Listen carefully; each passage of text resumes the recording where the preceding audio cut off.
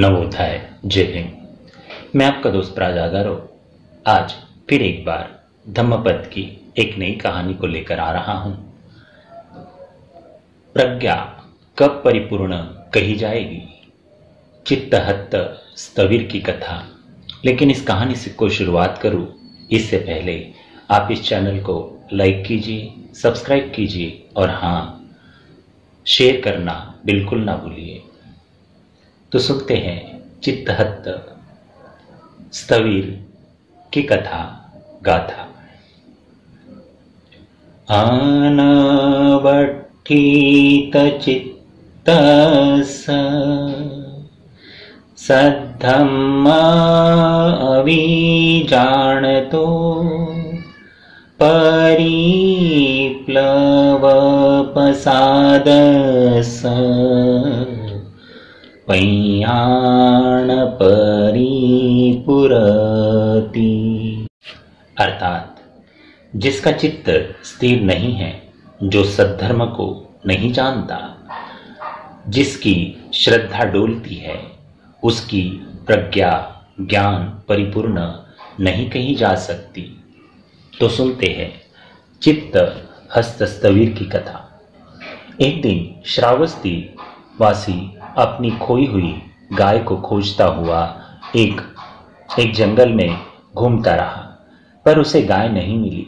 भिक्षुओं से अवश्य ही खाना मिलने की आशा में वह यह सोचकर विहार में चला आया।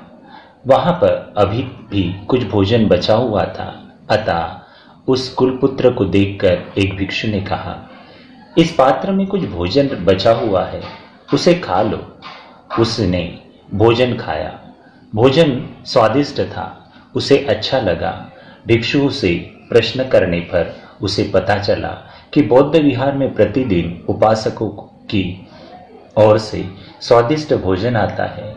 वह प्रसन्न हुआ और सोचा, इतनी परिश्रम की जिंदगी से क्या लाभ, क्यों ना मैं भी प्रवज्ञा धारण कर लूं। बिना किसी परिश्रम के सुस्वाद भोजन तो मिलेगा।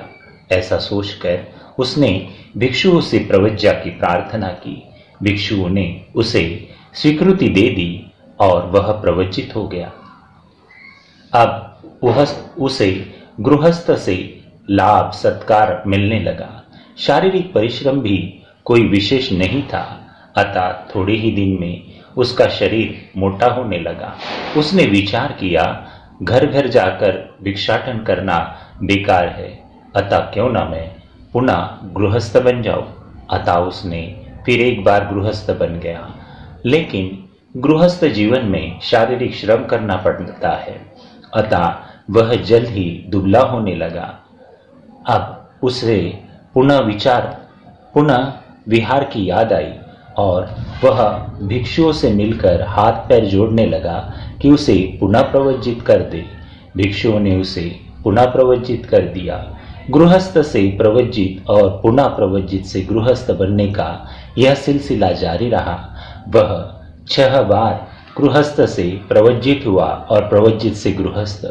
भिक्षुओं ने उसकी मनस्थिति देखी तो सोचा, यह चित्त के अधीन होकर इस प्रकार कर रहा है। अतः भिक्षु ने उसका नाम चित्तहस्त ही रख दिया। चित्तहस्त के घर से विहार और विहार से घर आने जाने का क्रम उसकी पत्नी गर्भवती आने जाने के क्रम में उसकी पत्नी गर्भवती हो गई। 7वें बार की बात है। जंगल से वापस आकर उसने खेती के औजार घर में रखे और सोचा, प्रवज्जित हो जाऊंगा। ऐसा सोचते हुए वह अपने कमरे में प्रवेश किया, जहां उसकी पत्नी सोई पड़ी थी। उसने क्या देखा,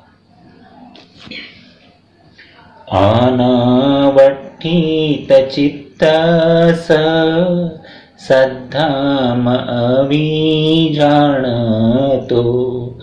परिप्लवपसादस पय्याण परिपुरति।